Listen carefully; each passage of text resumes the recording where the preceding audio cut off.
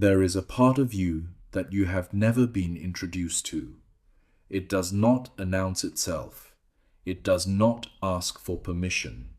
But it shapes your choices, your relationships, your fears, and your failures with a consistency that should, if you examine it honestly, alarm you. You have experienced it. In the reaction that surprised even you. In the pattern that keeps repeating. In the thing you swore you would never become that you have quietly, partially become. Carl Jung called it the shadow, not because it is evil, because it is everything you have placed outside the light of your own awareness. Everything you could not or would not look at. Everything you have never claimed as yours. Jung spent a lifetime, decades of clinical work and personal excavation mapping this territory.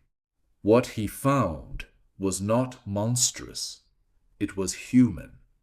And it was precisely because it was human that it was so difficult to face. But before he could chart this territory in others, Jung had to descend into it himself. In 1913, at the height of his professional reputation, he severed his relationship with Sigmund Freud and entered what he would later call his confrontation with the unconscious. For nearly 6 years, he deliberately induced visions. He recorded them in meticulous detail. He illustrated them by hand. The result was a manuscript of over 500 pages that he kept locked in a red leather binding for decades. He called it the Liber Novus, the Red Book. It was his own shadow encounter made visible. He later said that everything he subsequently wrote and taught had its origins in those years of deliberate interior descent. The map he drew of the human psyche came from a man who had first walked its territory himself. What Jung discovered across thousands of patient sessions and his own rigorous self-analysis was that the shadow was not an aberration. It was a structural feature of every human psyche without exception. The more civilized the person, he noted, the more densely packed their shadow. Culture demands selection. Selection produces exclusion. What is excluded does not disappear. He was also clear about the cost of not looking. The person who has never met their shadow does not become freer by avoiding it. They become controlled by it. The disowned parts of a personality do not lie still. They find expression in dreams, in symptoms, in the choices that seem to happen to you rather than through you. These are 6 of the truths he uncovered, not theories. Patterns he observed across hundreds of lives. Patterns that show up with remarkable consistency in any life that is examined with enough honesty. Truth 1. What you most dislike in others is what you have most refused to see in yourself. Jung called this projection. When a quality in another person provokes a reaction in you that seems disproportionate when you feel disgust, contempt, or inexplicable irritation, you are not simply seeing them clearly. You are recognizing something. The qualities you find intolerable in others are almost always the qualities you have most forcefully repressed in yourself. The liar who cannot stand dishonesty, the coward who despises weakness. The person consumed by their own needs who rails against selfishness. This is not coincidence. It is the shadow announcing itself through someone else's face. The practical test Jung recommended was simple. When you feel strongly negative about someone, ask not what is wrong with them, but what quality they are showing you in yourself. The intensity of your reaction is telling you something about your own interior that is worth examining. The people who irritate you most become, paradoxically, the most useful mirrors you have. Nowhere is projection more intense than in close relationships. Jung observed that romantic partners and family members provoke the strongest projections precisely because intimacy lowers the defenses. The person you love most and the person you resent most are often carrying the same shadow material. They have simply activated it from different directions. To withdraw a projection is not to excuse the other person.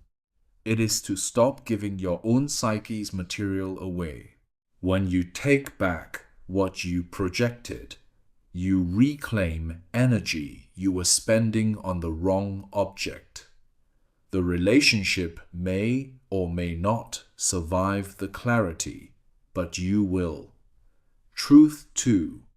The shadow is not dark because it is evil. It is unexamined because you have not yet looked at it. Jung was careful about this.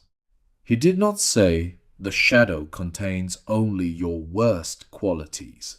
It contains everything you disowned.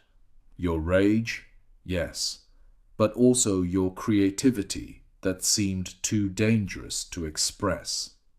Your hunger that felt too large to be acceptable. Your wildness that civilization told you to contain. The shadow is also where your unlived life accumulates.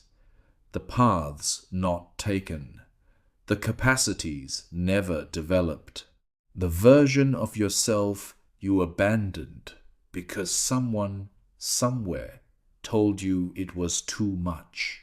This means that shadow work is not only about confronting what is dark. It is about recovering what is golden. Many people carry in their shadow the creative impulse that was shamed in childhood, the ambition that felt dangerous to express, the sensitivity that was taught to look like weakness. These are not threats. They are resources locked away. Jung spent considerable time studying alchemy for exactly this reason. He recognized in the alchemist's attempt to transform base lead into gold a precise metaphor for the psychological process he was describing. The gold was not manufactured, it was uncovered. The gold was always there, in the shadow, in the unlived life, in the disowned capacity. To meet the shadow is not to become worse. It is, Jung insisted, the only way to become whole. Truth 3. The shadow speaks through the body when the mind refuses to listen. Jung observed this across his clinical work. When a person has spent years refusing to confront something central to their psyche, it does not disappear. It finds another channel. Dreams. Compulsions, chronic symptoms that have no clear origin, the persistent sense that life is not quite real, that something essential is missing without knowing what. The psyche is extraordinarily patient. It will wait years for you to look at what you are avoiding, but it also communicates. in the symptoms you cannot explain, in the dreams that return, in the exhaustion that has no physical cause but a very clear psychic one. Dreams, in particular, were where Jung found the shadow most willing to speak. The figures who appear threatening in dreams are not enemies. They are emissaries, the disowned parts of the psyche that have found the only doorway left open when conscious defenses are lowered. To turn and face the dream figure Jung found was often to receive the shadow's gift directly. Jung documented his own dream figures meticulously. One figure in particular, an old man he called Philemon, appeared repeatedly in his visions during the Red Book years. Jung recorded that Philemon said things Jung had not thought and knew things Jung did not know. This was not mysticism. It was Jung confronting the parts of his own psyche that exceeded his conscious awareness. Truth 4. Every persona has an equal and opposite shadow. The more rigorously you construct a public self, the more densely packed your shadow becomes. The saint has a sinner in the basement. The peacemaker has a reservoir of unfaced rage. The person who presents unbroken calm has, behind it, all the grief and terror that calm was built to contain. The persona, Jung argued, was not the enemy of the self. It was necessary. Social life requires masks. The problem begins when the person loses track of the distinction between the mask and the face. When the persona is so polished that the person can no longer remember what they look like without it. Jung was not saying that virtue is false. He was saying that virtue, pursued without self-knowledge, creates a pressure system, and pressure systems eventually release. The most dramatic collapses, personal, moral, psychological, almost always follow years of a performance that was too perfect. Not because the person was bad, because they never allowed themselves to be honestly imperfect. This is not a prescription for abandoning your values. It is a prescription for including your full humanity within them.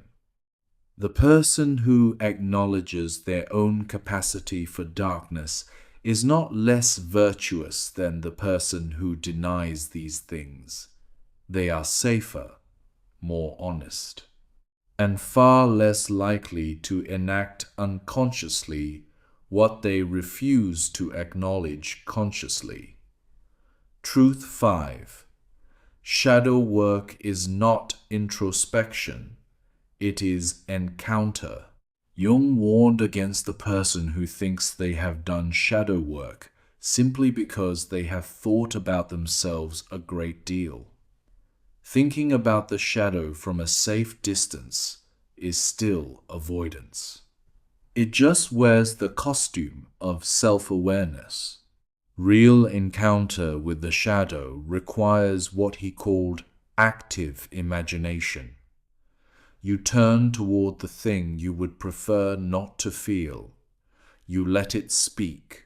You ask it what it wants, not to indulge it, to understand it, because what you understand you can integrate. What you refuse to understand you will eventually become. Active imagination is not passive. It is one of the most demanding practices Jung described, sitting with discomfort without immediately suppressing it, analyzing it away, or acting it out. It requires a stability of ego strong enough to host the encounter without being overwhelmed by it. That stability is itself developed through the practice. Jung developed specific techniques. He would sit quietly, hold an image from a dream or a strong emotion, and deliberately resist the urge to rationalize or dismiss. He would let the image move. Let it speak. He would then write or paint what emerged. The painting was not art for display. It was documentation. It was the encounter made visible and therefore real. The rewards of genuine encounter are substantial, not just relief from the symptoms the shadow was producing, a reclamation of energy, the creativity, the passion, the capacity for genuine relationship that had been locked in the disowned material. All of it becomes available when the grip of avoidance is released. Truth 6. Integration of the shadow is the beginning of genuine individuation. Jung called the full development of the self-individuation, not self-improvement, not self-optimization. The long process of becoming, as completely as possible, what you actually are. Not what you were taught to be, not what was safe or approved, what you are. The shadow is not the enemy of that process. It is the raw material. Everything you have refused to acknowledge about yourself, the anger, the need, the ambition, the fear, the tenderness that seemed too vulnerable, all of it is energy. All of it can be integrated. All of it can become part of a life that is genuinely yours. Jung believed that the unexamined shadow does not merely limit a life, it steers it, silently, from below. You make choices you do not understand. You repeat patterns you cannot break. You attract circumstances that seem to find you. Because something in you is running a program you have never seen. Individuation is lifelong. It is not a destination reached in middle age through therapy and then maintained.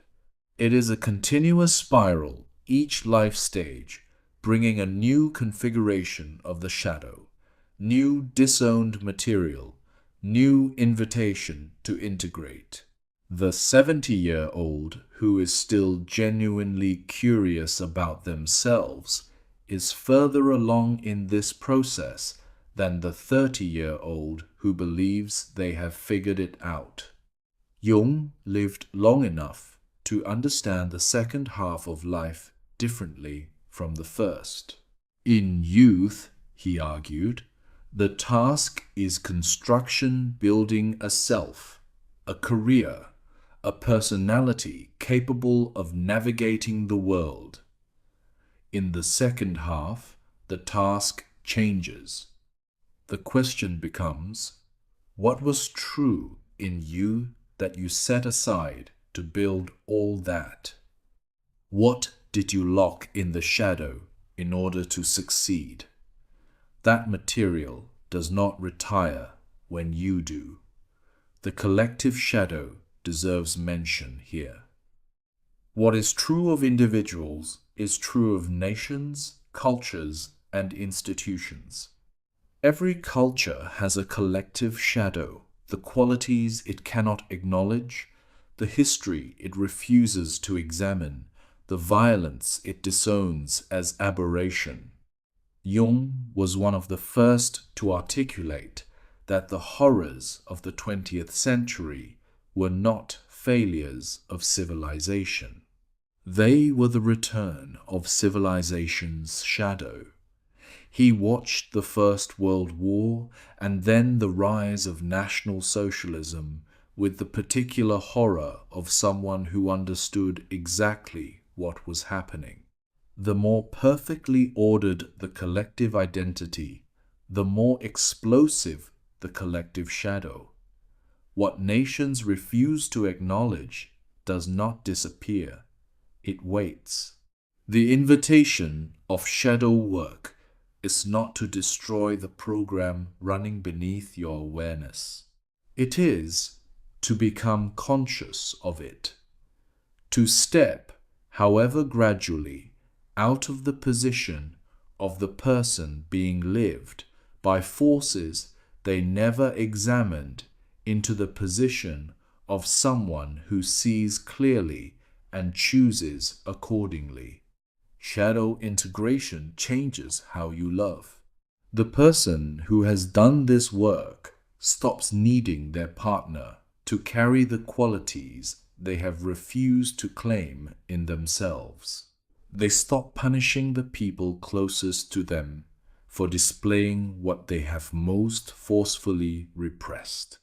The quality of presence available in relationship after shadow work is not a minor improvement. It is a different kind of contact. This is the deepest work a human life can do, not achievement, not success, not even virtue in the conventional sense. The work of knowing yourself fully enough that you stop being a mystery to yourself, that your reactions become yours, that your life becomes genuinely, recognizably your own. What begins as a frightening prospect, the encounter with what you have refused to be, almost always reveals itself, in practice, as a homecoming. The things you most feared about your own inner life are rarely as threatening as the energy required to keep them locked away. The shadow, met honestly, is not a monster. It is the rest of you. Jung came to Bollingen, the tower he built with his own hands, and continued building for decades to do exactly this work in physical form. He cooked over an open fire. He chopped wood. He carried water. He carved stone. He did these things not as retreat from the modern world, but as descent into what the modern world had made it easy to avoid. The tower was his shadow work made architectural. He never finished the tower. Every decade he added to it a new wing, a new carved inscription, a new room. He understood that the work of integration was not a project to be completed. It was a practice to be continued. The tower grew as he grew. The inscriptions he carved at 60 were different from the inscriptions he carved at 40. The same man making a different record of what he had found. If this reached you at the right time, subscribe. We explore the deepest questions of human existence every week, so you can live yours more fully.